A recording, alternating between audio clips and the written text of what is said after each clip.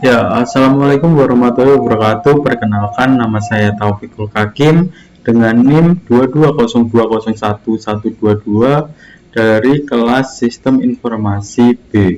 Pada video ini saya akan menjelaskan tentang metode Back of Word menggunakan Google Colabs. Mulai dari penjelasan teori, contoh di dunia kerja, hingga hasil codingannya.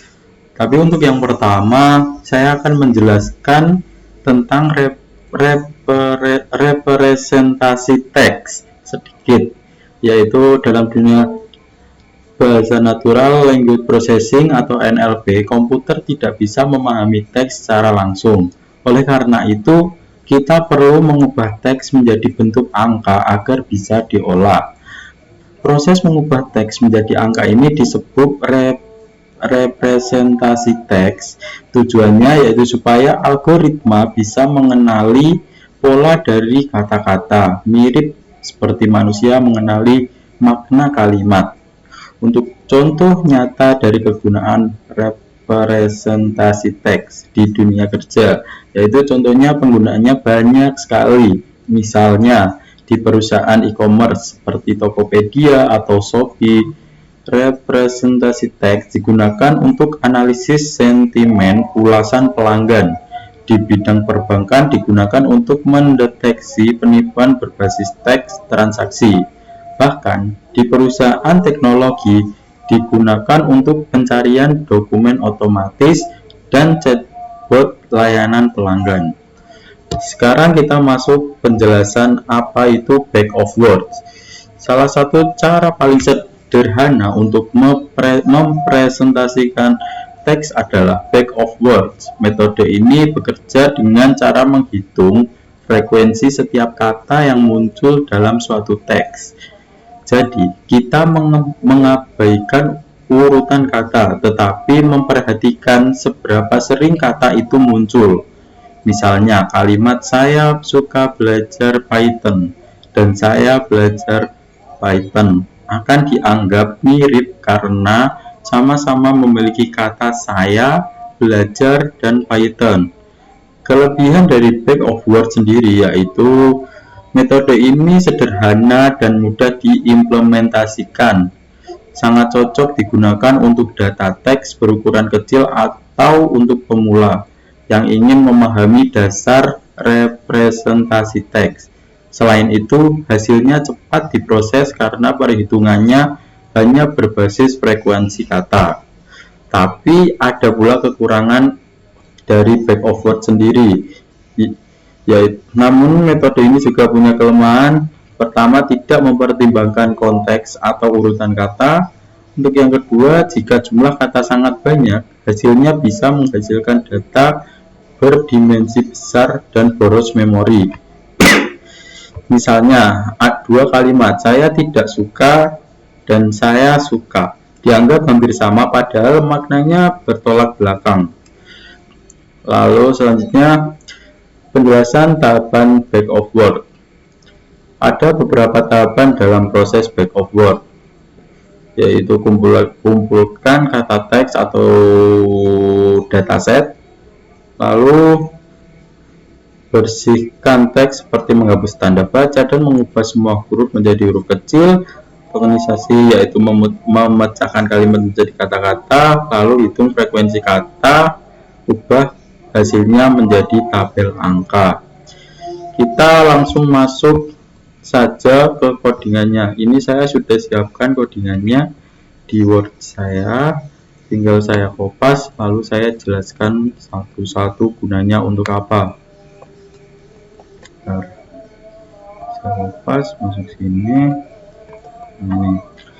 Ya, yang pertama itu ada import library.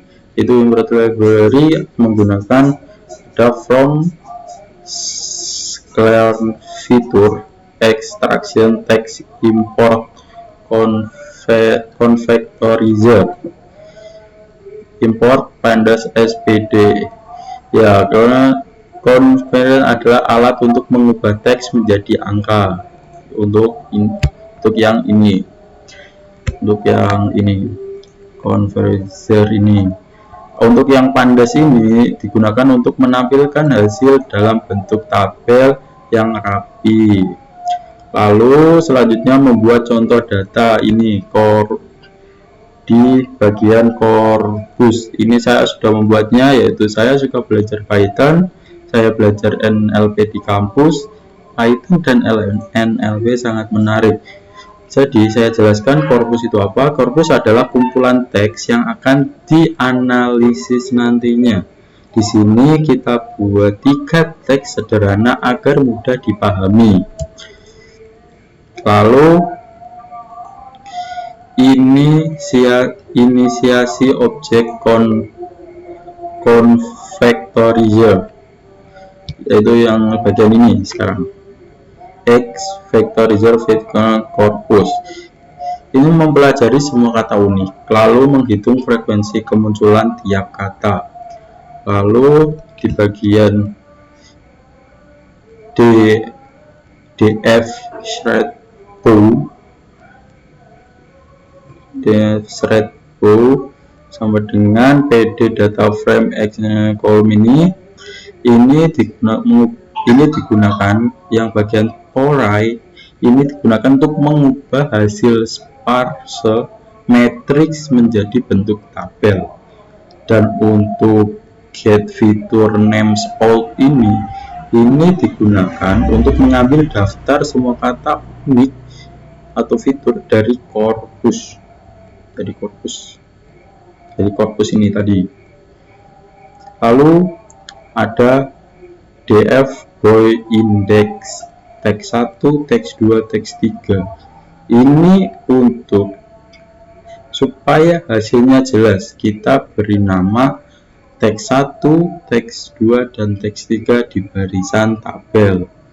Lalu yang terakhir ada print hasil representasi back of word dan print dfbo ini untuk menampilkan hasilnya. Lalu kita run saja. Nah, ini hasil codingan ini. Saya jelaskan, dari hasilnya terlihat bahwa setiap baris mewakili satu teks dan setiap kolom mewakili kata unik. Angka 1 berarti kata itu muncul di teks dan angka 0 berarti tidak muncul. Misalnya kata Python.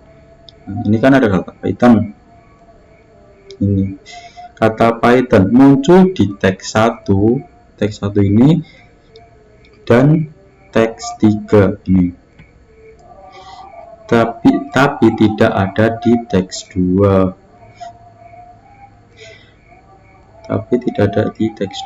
Ya kan?